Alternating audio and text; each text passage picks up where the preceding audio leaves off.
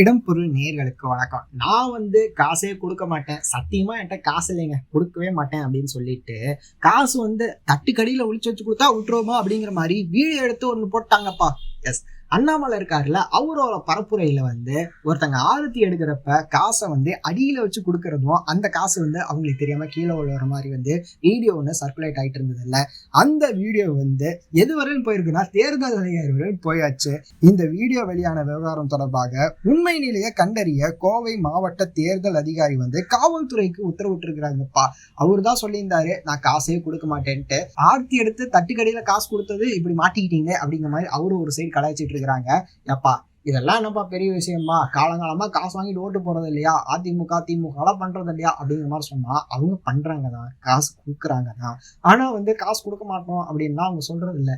இவரு காசு கொடுக்க மாட்டேன்னு சொல்லிட்டு இப்படி பண்ணிட்டாரே அப்படிங்கறதுதான் இப்ப கலாய்ச்சிட்டு இருக்கிறாங்க. ஸோ விரைவில் இதை பத்தின உண்மைத்தன்மை அறியப்படும் அப்படிங்கிற மாதிரி, அதாவது விசாரிக்கப்படும் சொல்லியிருக்கிறாங்கல்ல.